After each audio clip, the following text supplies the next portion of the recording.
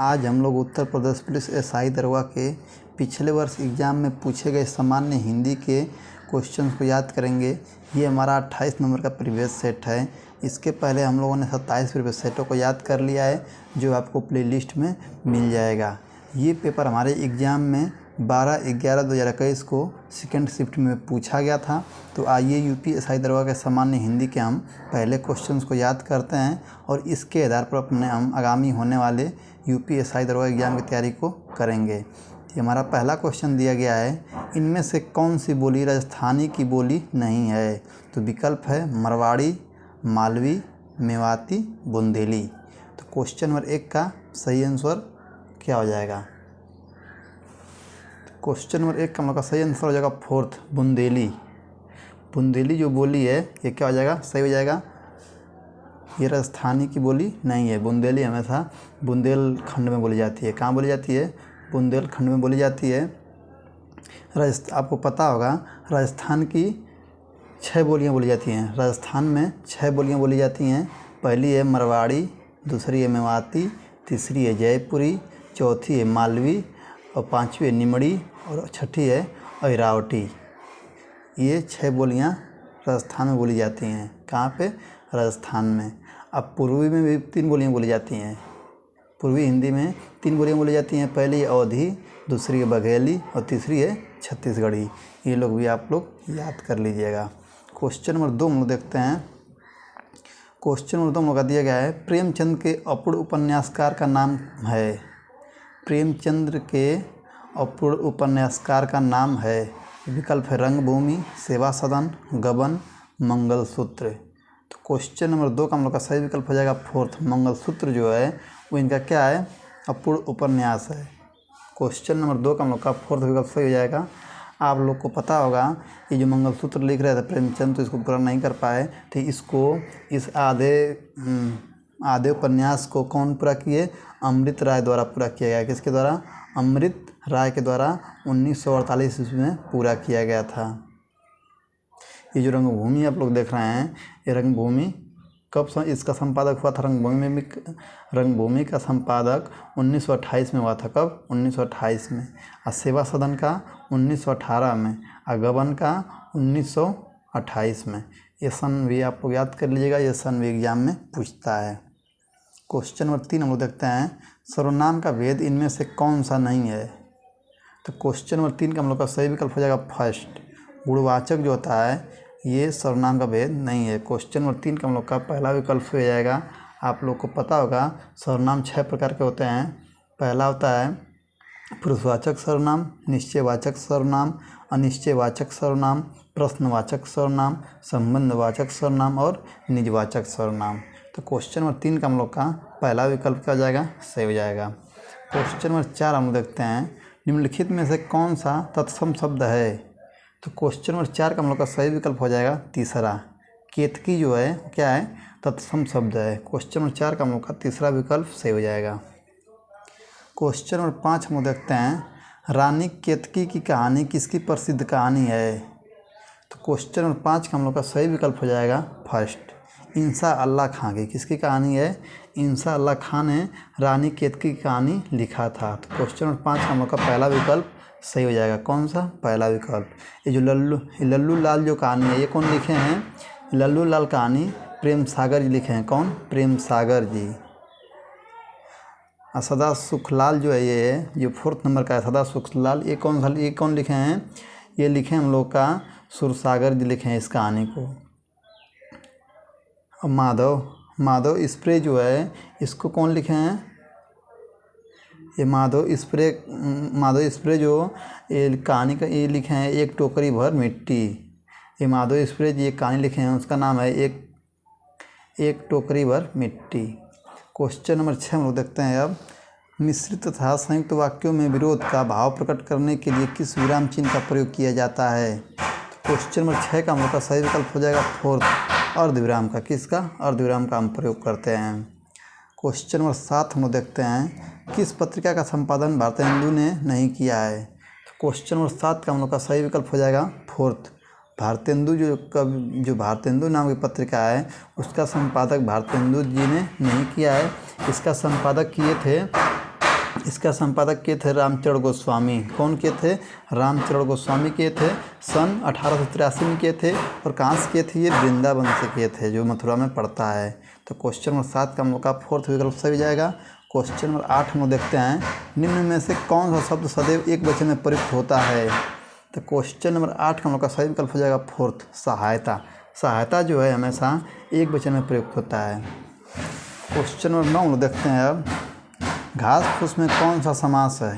घास फूस में कौन सा समास है? तो क्वेश्चन नंबर 9 का हम लोग का सही विकल्प हो जाएगा, कौन सा हो जाएगा? दूसरा, द्वंद्व समास है। घास फूस इसमें क्या है? दोनों शब्द क्या हैं? प्रधान है। तो क्वेश्चन नंबर 9 का हम लोग का दूसरा विकल्प सही हो जाएगा। क्वेश्चन नंबर 10 हम देखते हैं, शिक्षक संज्ञा का कौन सा प्रकार है? तो क्वेश्चन नंबर 10 का हम लोग का दूसरा विकल्प हो जाएगा जातिवाचक संज्ञा, क्योंकि शिक्षक की एक जाति होती है।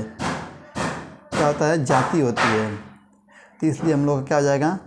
जातिवाचक संज्ञा हो जाएगा। क्वेश्चन नंबर 10 का हम लोग का दूसरा विकल्प सही हो जाएगा। क्वेश्चन नंबर 11 हम लोग देखते हैं, राम किताब पढ़ता है, इस वाक्य में वाक्य का कौन सा प्रकार है?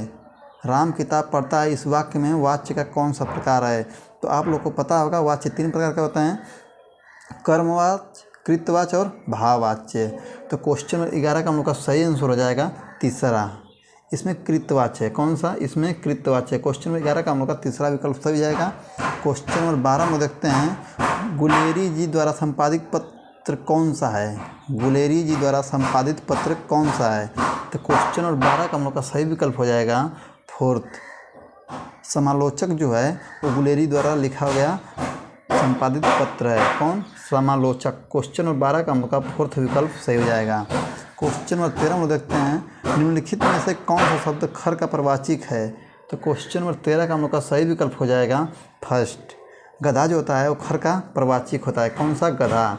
गधा का पर्याय क्या होता है? खर होता है। तो क्वेश्चन नंबर 14 में देखते हैं, निम्नलिखित में से कौन सा शब्द अथ का विलोम है? तो अथ का विलोम हम लोग जानते हैं, अथ का विलोम इति होता है। तो क्वेश्चन नंबर 14 का हम लोग का फोर्थ विकल्प सही हो जाएगा। क्या हो जाएगा? फोर्थ विकल्प सही हो जाएगा, अथ का इति। क्वेश्चन नंबर 15 में देखते हैं, वात्सल्य रस का सम्राट किस कवि को कहा जाता है? वात्सल्य रस का सम्राट किस कवि को कहा जाता है? तो क्वेश्चन नंबर 15 का हम लोग का फोर्थ विकल्प हो जाएगा नंददास जी को। किसको? नंददास जी को वात्सल्य रस का सम्राट कवि कहा जाता है। क्वेश्चन नंबर 15 का फोर्थ विकल्प सही हो जाएगा।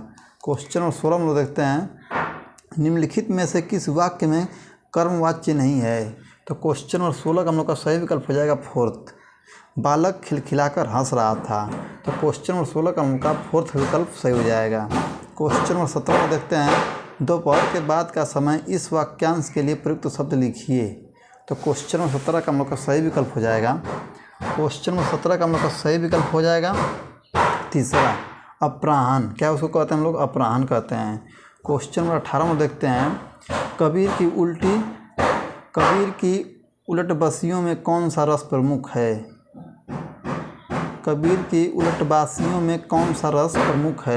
क्वेश्चन नंबर 18 का हम लोग का सही आंसर हो जाएगा दूसरा, अद्भुत रस। कौन सा रस है? अद्भुत रस है उसमें।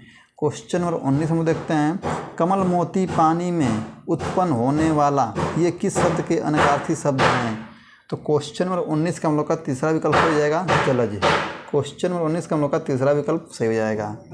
क्वेश्चन नंबर 20 में देखते हैं, हिंदी साहित्य का आदिकाल के लेखक कौन है?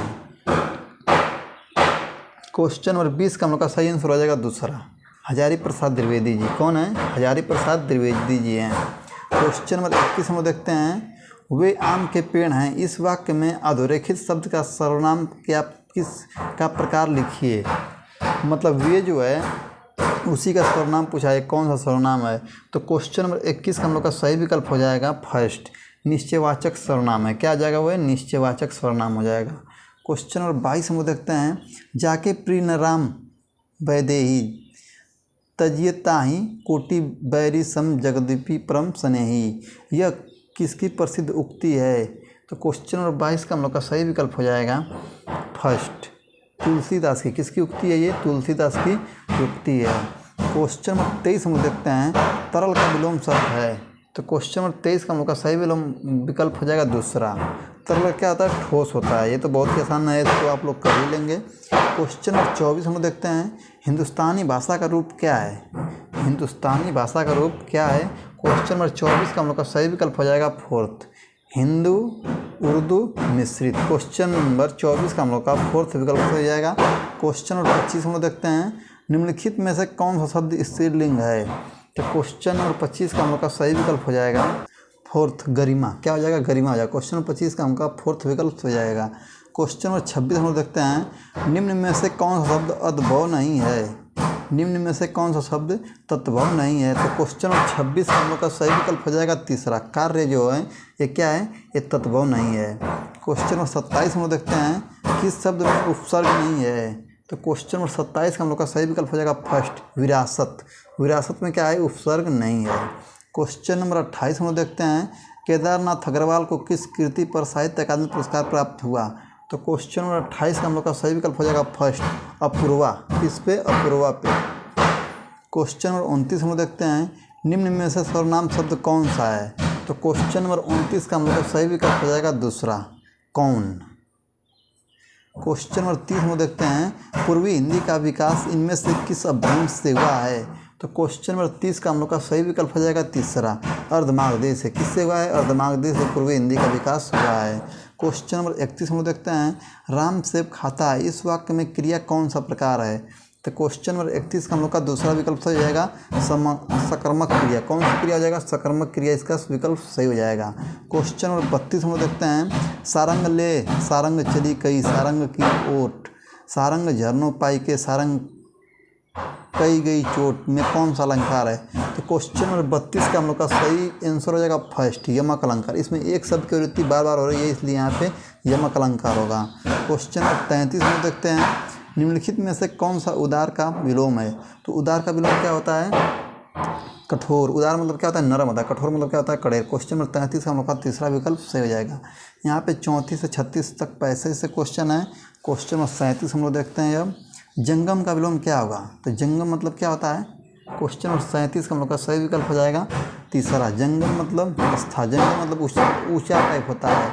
तो 37 का हम लोग का जंगम क्या हो जाएगा? विलोम अस्थावर हो जाएगा। क्वेश्चन नंबर 37 का हम लोग का तीसरा विकल्प सही हो जाएगा। क्वेश्चन नंबर 38 हम लोग देखते हैं, निम्नलिखित में से कौन सा स्त्रीलिंग है? तो क्वेश्चन नंबर 38 का हम लोग का सही विकल्प हो जाएगा फर्स्ट, आय जो है हम लोग का स्त्रीलिंग है। क्वेश्चन नंबर 39 हम लोग देखते हैं, आप मियाँ जी मांगते द्वारा खड़े दरवाजे, इस उक्ति का सही अर्थ है? तो क्वेश्चन नंबर 39 का हम लोग का दूसरा विकल्प सही हो जाएगा, किसी निर्धन के घर भिखारियों की भीड़ होना। क्वेश्चन नंबर 39 का हम लोग का दूसरा विकल्प सही हो जाएगा। क्वेश्चन नंबर 40 हम लोग देखते हैं, अवधि शिला का उस पर था गुरु, भार तिल तिल कट रही थी दिल जल धार में कौन सा छंद रहे? तो क्वेश्चन नंबर 40 का हम लोग का दूसरा विकल्प सही जाएगा, इसमें बैरवे। क्या है इसमें? बैरवे। क्वेश्चन नंबर 40 का हम लोग का दूसरा विकल्प सही जाएगा। अगर आपको लगता है कि कहीं क्वेश्चन हम गलत कराए हैं तो यहाँ पे मैं आपको आंसर दे रहा हूँ, आप वहाँ से मैच कर सकते हैं।